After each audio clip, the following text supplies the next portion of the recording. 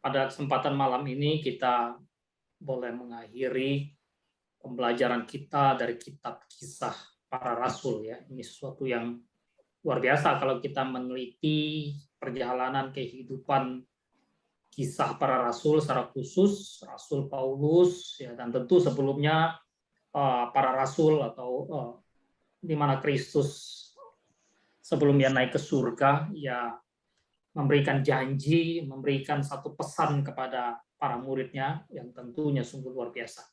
Dan kalau kita mempelajari kitab Kisah Para Rasul ini, maka kita juga akan melihat bagaimana sebetulnya ya Roh Kudus melahirkan gereja. Itu sangat penting ya. Oleh sebab itu kenapa seperti yang tadi disampaikan bahwa Paulus sekalipun dia seorang yang hebat dipakai Tuhan, tetapi dia tetap menggaungkan atau menggemakan Kristus di dalam perjalanan kehidupan pelayanan yang Tuhan anugerahkan kepada dia. Nah, ketika kita mempelajari Kisah Para Rasul pasal yang ke-28 ini, maka pertama bahwa kita melihat bagaimana terdampar di Pulau Malta. Tadi sudah disinggung, Pulau Malta itu ya boleh dikatakan penduduknya selain boleh dikatakan tidak biadab, tapi juga disebut sebagai orang yang barbar pada waktu itu, gitu ya. Sehingga di daerah yang disebut daerah barbar, kemudian yang daerah yang kemudian tidak beradab, tetapi justru di situ juga bagaimana Tuhan mengutus Paulus, ya melalui peristiwa yang tentu tidak mengenakan secara manusia, mesti harus melalui kapal pecah, kapal karam dan sebagainya. Namun di sana kita mendapatkan bahwa ada satu penyambutan yang sangat baik yang dilakukan oleh penduduk Pulau Malta. Orang biadab atau boleh dikatakan tidak mengenal satu perkembangan yang seperti di kota Roma, tetapi juga mereka memiliki sikap adat yang baik terhadap orang asing yang terdampar di pulau mereka. Sehingga dikatakan menyiapkan api penghangat, menyediakan suatu tempat bagi Paulus dan kawan-kawannya. Ini sesuatu yang luar biasa sebetulnya kalau kita perhatikan bagian ini.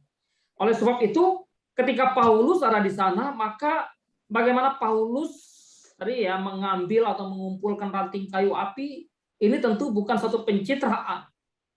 Bukan satu kemudian ini mau mencitra, enggak gitu, tapi memang inilah gambaran hati Paulus, gambaran hidup Paulus, gambaran pribadi Paulus yang memang betul-betul dia bisa turun untuk melayani sampai ke hal-hal yang terkecil. Dia begitu peka, begitu rajin membuat sesuatu yang berguna. Sekalipun dia sebagai seorang tahanan, ya sebagai seorang yang mesti dikawal, tetapi tidak menyurutkan hatinya, semangatnya untuk melakukan mengumpulkan kayu, kemudian membuat api yang menghangatkan mereka tetap hidup, tetap menyala, sampai pada akhirnya ketika dia digigit ular beludak, ini sesuatu yang kemudian membuat orang di Malta membuat spekulasi. Saya pikir ya, spekulasi apa yang mereka pikirkan, apa yang mereka bayangkan, bahwa seorang pembunuh.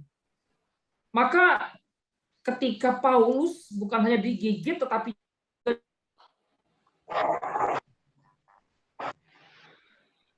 juga dibalut, dililit oleh ular beludak, bagi orang-orang kuno, maka suatu musibah, suatu petaka, menggambarkan akan kejahatan orang itu.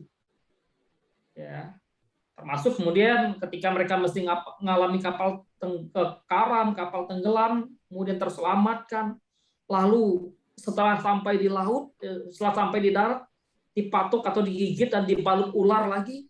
Wah, ini sehingga membuat orang di Malta mengatakan ini bukan orang baik, ini orang pembunuh, ini orang jahat. Ya, sehingga ketika terselamatkan dari laut, maka masih ada hukuman yang harus dia tanggung. Tentu saja orang di Malta ingin menantikan seperti apa dan bagaimana nasib dalam tanda kutip yang dialami oleh Paulus.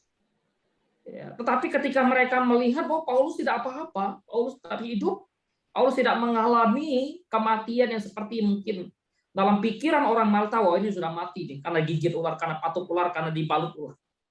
Justru mereka membuat satu spekulasi yang beda lagi. Ya. Oh, Paulus ini seorang dewa. Sehingga dalam hal ini seperti yang digambarkan juga bahwa dua arah yang ekstrem dari pemikiran manusia. Ya, kalau kamu tidak baik, ya kamu jahat. kalau kamu kena ini, musibah ini, kemungkinan kamu kena ini dan sebagainya. Itulah kesimpulan yang dibuat oleh manusia. Tetapi ternyata Tuhan itu membuat suatu hal yang beda. Ular beludak menjadi alat yang dipakai oleh orang Malta untuk menilai, menentukan dan menyimpulkan sebetulnya siapa Paulus. Ya, tetapi apa yang mereka simpulkan dengan pikiran mereka serta-merta bahwa itu langsung berubah sehingga ketidakpastian pendapat umum, ketidakpastian pendapat manusia yang begitu cepat berubah. Apa yang bisa kita pelajari dalam bagian ini? Jangan terlalu cepat untuk menilai, menyimpulkan, apalagi sampai menghakim ketika orang mengalami peristiwa-peristiwa. Peristiwa alam, peristiwa petaka ini, peristiwa ini, dan sebagainya. Karena terlalu banyak orang yang berani mengambil satu kesimpulan, menilai orang, oh ini pasti kena ini kena hukum ini, dan sebagainya. Enggak. Tapi biarlah kita melihat bahwa cara Tuhan mengukir tiap hidup orang itu berbeda. Itulah yang digambarkan di dalam pasal ke-28. Kalau kita memperhatikan. Menarik sekali ya, apa yang disampaikan oleh penulis kitab Rasul oleh Lukas ini. Ketika Paulus di Malta kemudian diperjumpakan dengan seorang bernama Publius. Publius bukan orang biasa. Publius pejabat, bukan hanya sekedar pejabat, punya kekayaan, sehingga di pasal yang kita baca tadi dia punya tanah yang begitu luas. Orang kaya, bukan orang sembarangan. Tetapi dia bukan hanya seorang yang pejabat, punya tanah, punya kekayaan, dia juga punya hati yang ramah. Ya, punya kemurahan hati, dia menyambut Paulus dan Lukas dan tentu rombongannya. Hal ini sangat menarik untuk diperhatikan kalau kita mengkaji, kita melihat bagian ini bahwa ada keramah tamahan, ada kemurahan hati yang dimiliki oleh orang yang disebut orang dunia sebagai orang yang barbar. Tapi ke sana justru Paulus diutus oleh Tuhan sebelum sampai di Roma, yang notabene-nya kota metropolitan, kota ya, mercusuar dunia. Hingga apa? Penyambutan dengan ramah tamah ya, atau ramah tamah oleh gubernur Publius ini. Maka Lukas menyatakan apa yang Lukas perlihatkan tentang Publius. Bukan hanya sekedar kaya materi, bukan hanya sekedar punya posisi jabatan secara jabatan duniawi, tetapi juga Lukas ingin menyatakan kepada pembacanya, Theophilus, tentu kita tidak bisa lepas dari itu. Theophilus sebagai seorang yang mulia, maka Lukas menyatakan bukan hanya seorang kaya materi, tetapi juga si Publius ini adalah orang yang kaya dengan perbuatan yang baik. Kaya hatinya. Betapa banyak orang yang kemudian kaya materi tapi tidak kaya perbuatan baik. Berapa banyak orang yang kaya materi dan menyadari tapi tidak kaya hati. Sebetulnya Lukas ingin mengatakan hal ini kepada Theophilus yang mulia dan tentu juga kepada kita. Karena itu kita diingatkan. Nah, dalam momen ini maka Tuhan juga memakai satu kesempatan yang sangat unik sekali dalam bagian ini ya. Ayah Publius yang terbaring karena sakit dan sebagainya. Lalu Paulus masuk ke kamarnya, ia berdoa serta menumpangkan tangannya ke atas lalu sembuh. Menarik sekali. Kalau kita mengkaji bahwa Malta bukan, pertama tentu belum Kristen ya. Tetapi di dalam bagian ini Paulus berdoa menumpangkan tangannya. Ya, kalau begitu pertanyaan kita, bisa nggak kita Kristen mendoakan orang yang belum Kristen? Nah, ketika orang sakit, ketika orang ini dan itu. Saya percaya bahwa ketika Paulus menjumpai orang seperti ini, dia tidak akan pernah tidak berbicara tentang Injil. Tidak akan pernah tidak untuk menyampaikan akan Yesus Kristus, Sang Juru Selamat. Tetapi ya dalam bagian ini memang tidak diekspos bahwa seperti apa pada waktu itu. Alkitab memang Lukas tidak mencatatkan secara detail tentang, tapi jelas bahwa ayah dari Publius ini kemudian setelah didoakan oleh Paulus lalu mendapatkan satu kesembuhan. Hal yang sangat menarik kalau kita memperhatikan, Lukas yang bersama dengan Paulus, dia bukan orang biasa juga. Dia seorang tabib, dia seorang dokter. Ya, tentu secara medis, secara dokter pada zaman itu, atau secara tabib pada zaman itu pasti secara keilmuannya dia punya. Wah, ini mesti obat ini, mesti ini, dan sebagainya. Tetapi bagaimana Tuhan memakai Paulus sebagai seorang rasul dan melalui doanya bagaimana si ayah Publius ini sembuh. Sehingga kesembuhan ayah Publius ini menjadi viral. ya, dan menjadi daya tarik bagi orang-orang di Malta untuk datang kepada Paulus. Ya, entah mereka kemudian sekedar iseng-iseng datang, ikut-ikutan, karena bukan hanya zaman Paulus, zaman Yesus pun banyak orang yang datang kepada Yesus yang ingin mujizat, ingin kesembuhan. Tetapi hal yang sangat menarik bahwa Paulus tidak sebentar di Malta 3 bulan. Sehingga ini suatu pelayanan yang sepertinya betul-betul Tuhan persiapkan dengan padat, pemberitaan Injil yang betul-betul Tuhan sungguh kerjakan di sana, sehingga orang Malta yang notabene-nya tersisih, terabaikan, terisolir, tapi mereka juga orang asing yang kepadanya Injil Tuhan harus diperdengarkan di sana. Dan Paulus ketika orang-orang datang kepadanya, ketika orang yang sakit datang di Malta itu kepada dia, mereka pun mendapatkan suatu kesembuhan. Terlepas daripada apakah kemudian mereka ada yang percaya ada yang tidak. Ya, tentu di dalam bagian ini tidak diekspos, tetapi ketika Paulus bertahan, betah, dan di sana tentunya sedikit banyak ada. Sehingga tadi seperti yang catatan-catatan sejarah, ada yang menggambarkan bahwa Malta salah satu pusat keagamaan atau pusat agama Katolik di sana pada waktu itu. Tentu hal ini ya jelas bahwa secara ini tentu Lukas tidak menyinggung. Tetapi pasti ada orang yang kemudian ketika mendengar Injil, mereka percaya, tapi ada juga tentu orang yang menolak. Namun apapun dan bagaimanapun bahwa itu pekerjaan Allah. Ya, Paulus hanya memberitakan. Paulus hanya menyampaikan Injil. Yang berkuasa untuk mempertobatkan orang adalah Allah sendiri. Oleh sebab itu ketika pelayanan Paulus dan kawan-kawannya, ketika mereka ada di Malta, lalu bagaimana mereka betul-betul dihormati, bukan saja oleh Gubernur Publius, juga oleh orang-orang Malta yang notabene-nya orang asing, tapi mereka memberikan satu penghormatan yang luar biasa. Entah mereka bangga, kagum dengan pelayanan Paulus, dengan mujizat yang Paulus lakukan, tetapi hal yang sangat menarik bahwa cara Tuhan menyediakan apa yang menjadi keperluan seorang pemberita Injil itu sangat-sangat unik sekali. Mereka menyediakan segala sesuatu yang diperlukan oleh Paulus dan kawan-kawannya ketika mereka akan meneruskan perjalanan. Kita bisa membayangkan ketika kapal karam semua barang sudah dibuang ke laut, ya barangkali kalaupun bisa terselamatkan paling baju, pakaian di tubuh, itu sudah bersyukur saja bisa menyelamatkan diri. Tapi menarik bahwa cara Tuhan menyediakan, mengerjakan, dan mempersiapkan satu pelayanan yang Tuhan akan buat memang sangat-sangat unik sekali ya. Paulus dan kawan-kawannya tentu tidak meminta hormat, tidak meminta balasan apapun dari orang di Malta tentang pelayanan mereka. Tetapi kenapa mereka orang Malta ini begitu bermurah hati kepada Paulus dan juga Lukas serta orang-orang yang bersama dengan dia di Malta itu? Ini tentu bukan baru pertama kali kalau kita melihat perjalanan orang Israel waktu mereka keluar dari Mesir saja. Bagaimana Tuhan membuat orang Mesir bermurah hati kepada orang Israel waktu mereka keluar dari Mesir. Orang Malta yang mereka layani, yang dilayani Paulus, menyatakan rasa syukur mereka, terima kasih mereka. Ini suatu pelayanan yang sangat menyentuh hati mereka. Pelayanan yang sangat menyentuh kebutuhan mereka pada waktu itu juga. Tentu dalam kondisi banyak orang yang sakit. Sehingga digambarkan ada yang mengatakan bahwa pada waktu itu memang musimnya. Ya. Lalu Paulus dan kawan-kawan tentu tidak menolak ya satu pelayanan, satu kehormatan yang diberikan. Ya, dan Tuhan menyediakan orang Malta untuk menjadi berkat bagi pelayanan misi Paulus sampai dan nanti ke Roma. Saya pikir bahwa ini mesti menjadi satu semangat kehidupan kita ya, sesulit, seberat apapun ya, ketika kita hidup dalam satu relasi indah dengan Tuhan ya, Tuhan punya cara lah untuk memelihara kita, memberkati hidup kita ya, menyediakan apa yang menjadi kebutuhan hidup kita, apalagi ketika kita dalam kesungguhan hati untuk melayani Dia.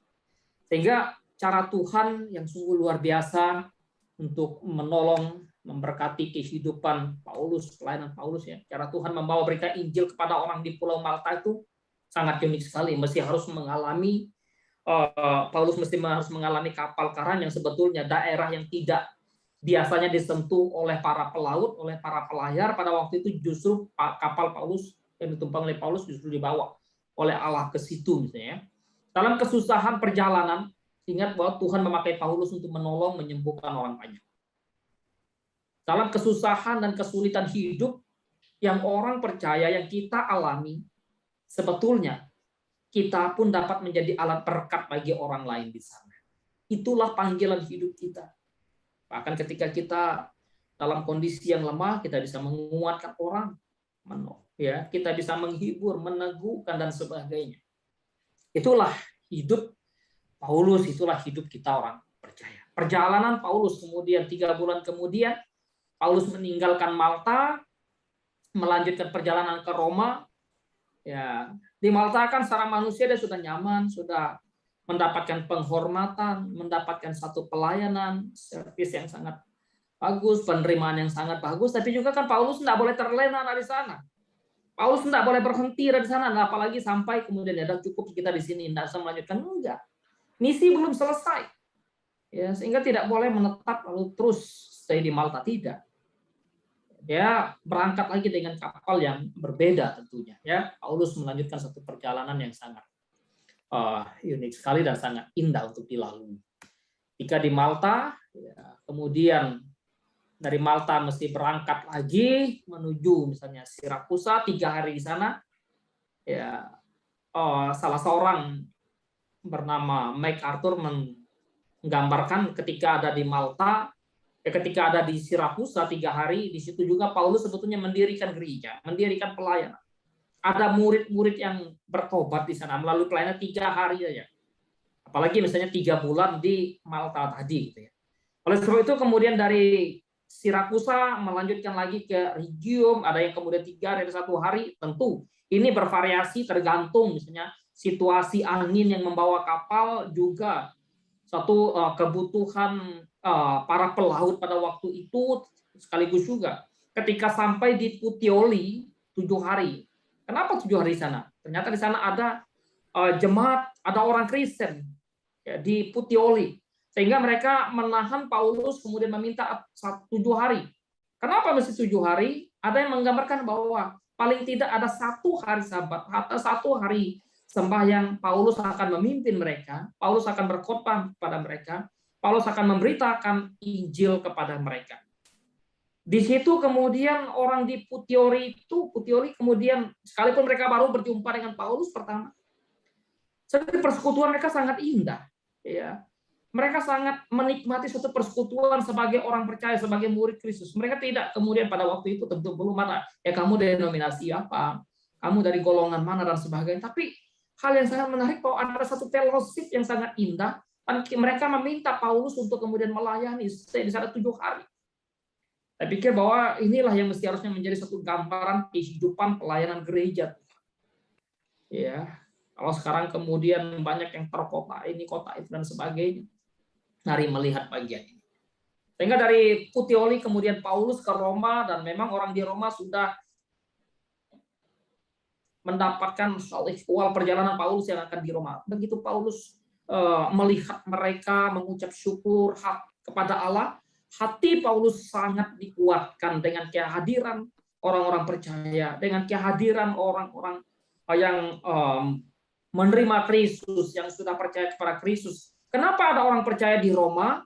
Sebelum Paulus memberitakan Injil, jangan lupa waktu hari Pentakosta, kalau kita membaca kembali ke belakang, udah ada berkumpul tuh orang-orang dari berbagai daerah, termasuk dari Arab dan sebagainya, berkumpul di Yerusalem, ya.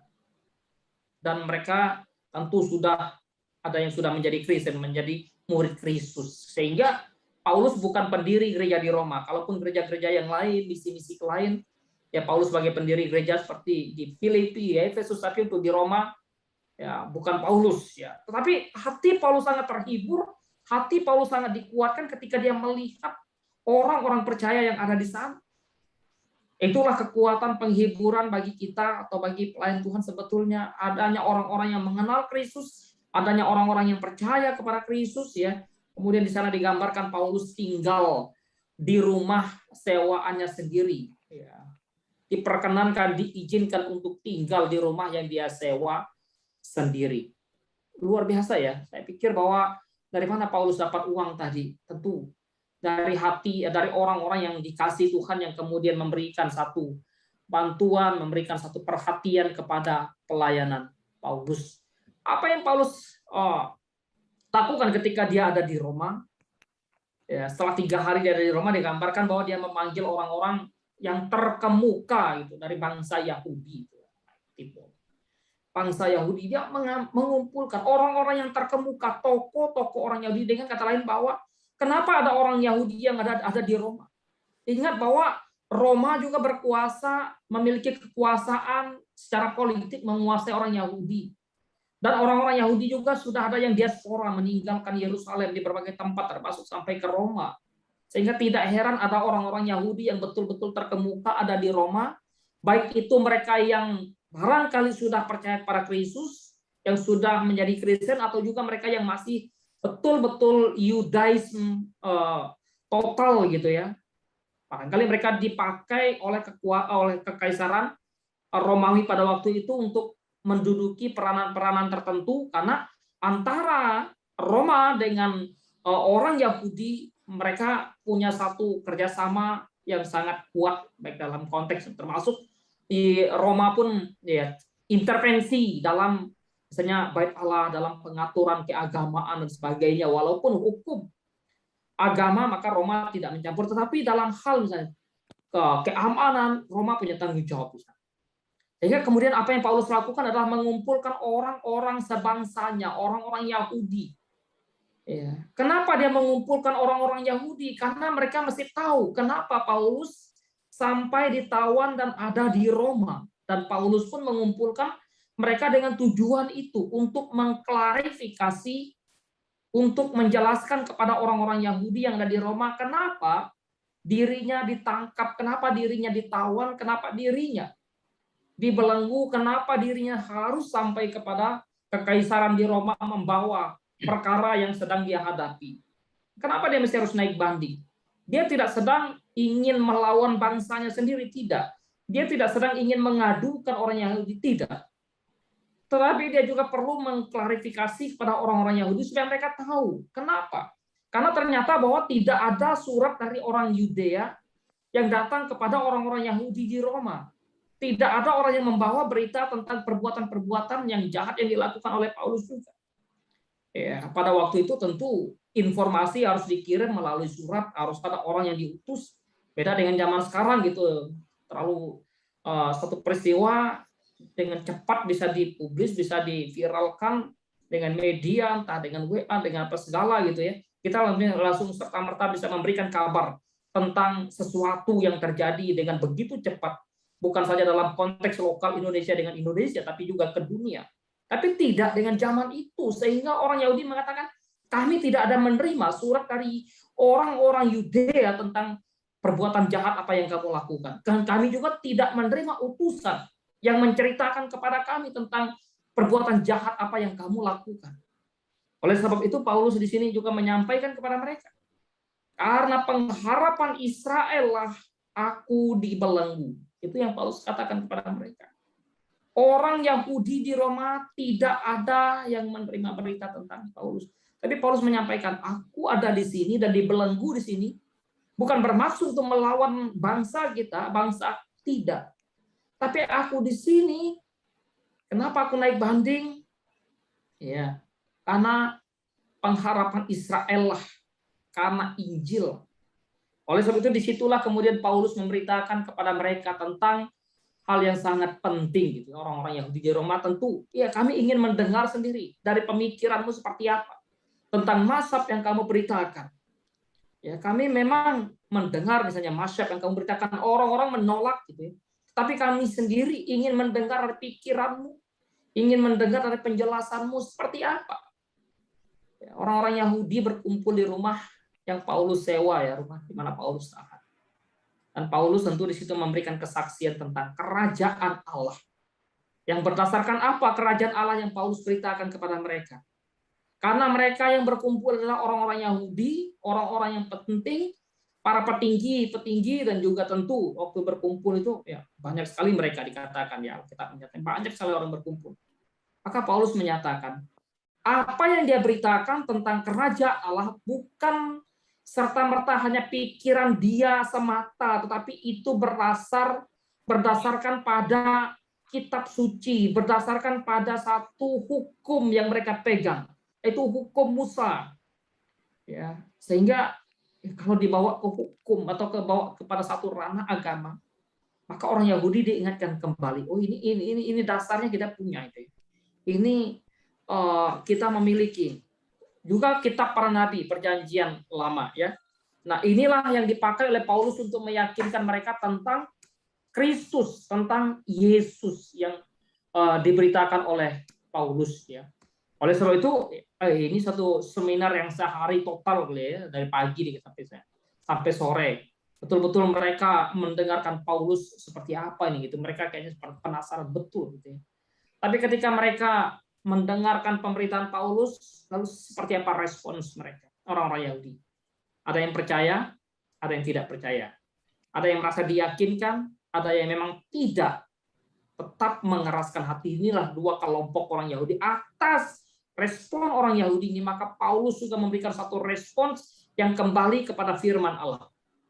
Melalui kitab Nabi Yesaya yang telah disampaikan kepada para leluhur mereka. Kebenaran Allah yang disampaikan melalui Nabi Yesaya terkonfirmasi bahwa hati orang Israel begitu keras dan menolak Kristus Yesus Tuhan. Sehingga dikatakan bahwa keselamatan tentu diberitakan kepada bangsa lain, terbuka pada bangsa lain. Sehingga salah satunya tadi misalnya Malta, ya. Salah satunya tadi di perjalanan-perjalanan sebelumnya seperti daerah-daerah Filipi, Efesus dan sebagainya. Ini sungguh luar biasa. Dengan kata lain bahwa Injil diberitakan, maka ada orang yang menolak, ada orang yang mengeraskan hati, ada orang yang terbuka hatinya. Itulah ya karya Roh Kudus. Ya. Kalau orang menolak gimana? Maka Paulus sebetulnya tadi membicarakan kitab Yesaya itu menjadi penghakiman bagi orang Yahudi sendiri yang mengeraskan hati. Paulus tetap membuka pintu rumahnya untuk orang yang ingin datang kepadanya. Sehingga penutup dari kisah para rasul ini, ayat penutupnya adalah dengan terus terang dan tanpa rintangan apa-apa. Memberitakan Injil, Paulus memberitakan Injil, memberitakan kerajaan Allah. Mengajar tentang Tuhan Yesus Kristus. Ini dikunci, ayat ini mengunci seluruh kisah para rasul. Menutupnya. Sehingga ya bukan Paulus yang menjadi sentral dari seluruh pemberitaan, tetapi Kristus. Ya, Kristosentris. Pemberitaan Paulus pun ke sana. Maka sebagai pemberita ya kita bukan memberitakan diri tapi memberitakan Kristus. Paulus tidak membawa orang untuk menjadi pengikutnya dia, tapi membawa orang untuk kembali dan mengikut Kristus. Dia sangat terbuka dan tanpa kendala dalam melayani Tuhan. Mengajar, memberitakan Injil, sekalipun secara manusia menjadi tawanan Injil, dibelenggu, yang mengalami berbagai kesulitan dan sebagainya, tapi ia tidak pernah menyerah untuk memberitakan Injil. Sesulit apapun situasi hidup yang dihadapi, gitu. Ya, melayani, memberitakan Injil, jangan berhenti. Ya, orang percaya harus menggunakan setiap kesempatan hidup yang ada. Untuk apa? Bersaksi memberitakan Kristus. Kalaupun secara manusia perjalanan Paulus bisa membuat dia mati, meninggal, tetapi ketika misi yang Tuhan anugerahkan kepada dia, yang percayakan kepada dia belum usai, Tuhan nggak akan panggil dia di tengah jalan. Dengan kata lain, bahwa ketika kita masih hidup, dipercayakan Tuhan hidup, ada tugas, ada misi yang Tuhan percayakan kepada kita. Tuhan mau kita menjadi saksi dia. Inilah pesan dari seluruh kitab kisah para rasul.